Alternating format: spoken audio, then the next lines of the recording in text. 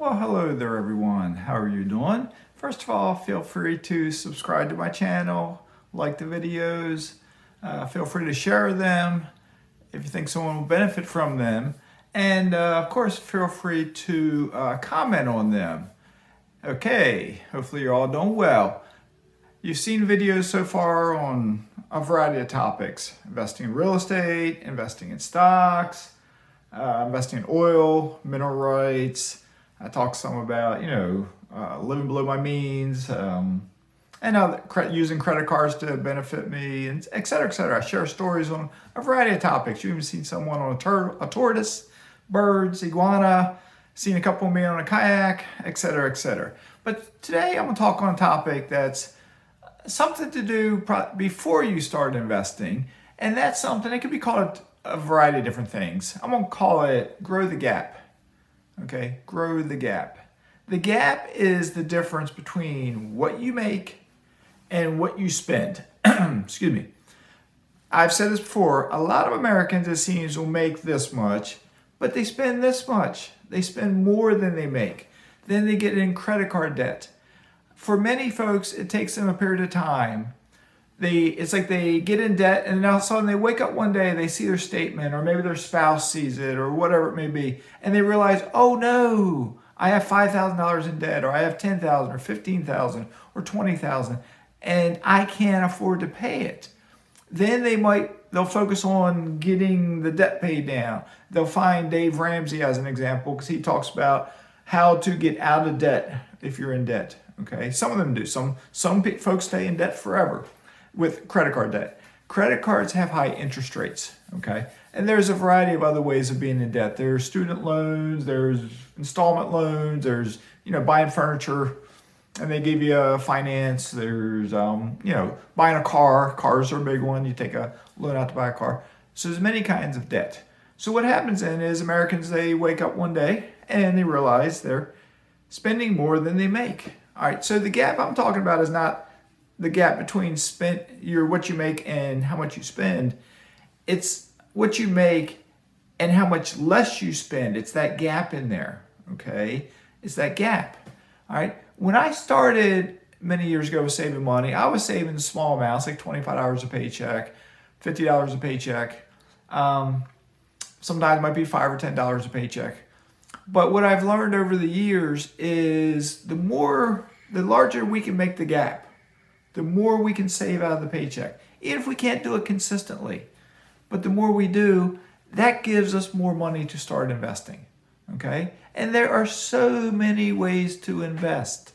So many channels will spout off, this is the best. This is the best. Don't do that. Don't do that. And the big one is stock investors are scared of real estate. They'll talk about, clogged toilets and 3 a.m. phone calls. Real estate investors talk down about stock investors, and it's like the stock market is gambling, legalized gambling, that sort of thing.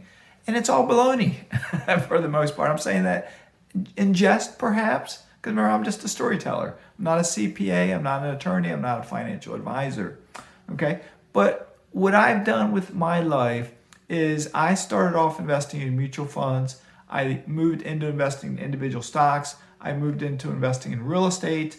I then branched out into investing in both oil drilling and mineral rights. Okay, I could not have done any of that if I didn't, and I didn't call it this back then, but if I didn't know how to grow that gap between my paycheck and how much I spend. Because the more I could save, and I realized this, it took me a long while, and I had got married along the way, had kids along the way, had pets, had a mortgage. So it was hard at times to do it. But by the time I was 30, I was a cop. And there was times I paid $5 a month extra on my mortgage. I put away $25 into my 457 plan, and that might have been it for 1 month. But there's other times I might have put $150 into my 457 plan and maybe paid $25 or $50 on my mortgage, extra on my mortgage. So that was my version back then of and I wasn't going into debt. I did not ever carry credit card debt. I tried not to ever take car loans out. We got used cars. Yes, there was times we took out small loans, $2,500, $2,000, and then I paid them off as quick as I could. Okay, I hate debt, personal debt. I like debt that benefits me. And that's branching out to another topic, but debt that benefits me is a mortgage on rental property. Okay, once I grow that gap so I can save the money, so I can put a down payment on rental property, then that rental property, I get a mortgage. Okay, but that mortgage is good debt. Why is that good debt? Because that mortgage allows me to buy a rental property that costs more than what I'm putting down. Say it's a $100,000 house. I put $20,000 down, a 20% down payment. But the mortgage allows me to buy the $100,000 house, okay?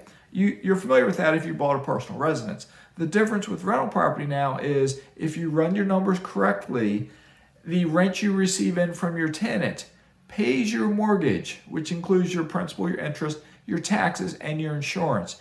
Then you hold out a percentage for vacancies, repairs, and capital expenditures. Personally, I use about 19%. I might go with 20% on some properties, or et cetera, et cetera. But then whatever is left over is what I call positive cash flow. Okay, the 19% I'm saving somewhere else. The positive cash flow is what I could put in my pocket. Okay, now backing up a bit, what I did, and I still do it kind of, is any rent I receive, I put it into my accounts. I might divvy it up a little bit.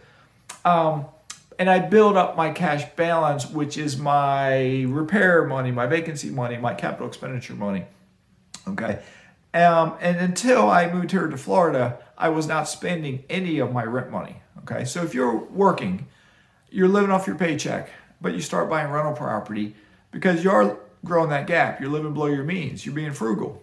As you buy rental property, don't spend it. Don't put it in your pocket and spend it. Save 100% of everything. I mean, you got to pay your mortgage, your principal, your interest, your taxes. Any repairs that come along, you got to pay them. But you save everything else. And then as that cash balance builds up, because it will build up, it's slow to start, but it takes time, and then it grows exponentially. Then as it grows, you take that cash and you buy something else. But as you're working, you save that money for that first down payment, so you're still saving for a second down payment. And then as you get your second rental, your third rental, your fourth rental, it's the snowball effect. Dave Ramsey talks about the snowball effect to pay down debt. Mazske talks about the snowball effect to increase your wealth. Because once you get to 4 properties, you start seeing it. You start seeing that rent come in. It's still slow. It's not making you rich. It doesn't happen overnight. We're talking about possibly several years to get to 4. But then you get 5 and you get 6. And then you wake up one day and you got 10. And you're like, I can see this. Just by growing that gap back then, it's like I got a big pay raise. And then one day you wake up and you're like Mazske and you got 25 rentals. And you're like, well, lo and behold, I can afford to move to a different state, to a much nicer house, and get a mortgage based on my rental income. And my rent will pay my expenses, including my mortgage. And then I'll get more investments, which will give me a nicer lifestyle. Okay. So I'm covering more than I planned to cover here, because I was going to talk about growing the gap. But you can only talk so much about being frugal. Okay. And I've covered some frugalness in other videos. But what I'm talking about here is investing is a journey. All right. It does not happen overnight.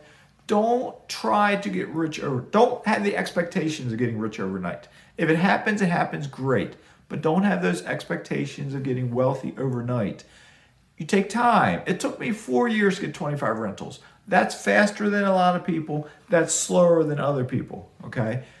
You go at your own pace, whatever your pace is. We're all at different financial places in our lives. Okay. You just get started. But I've said it before and I'll say it again. To me, in my humble opinion, the best and quickest way to grow your wealth is not investing in stocks, which I invest in stocks for a long time. I still have stocks. It is buying real estate.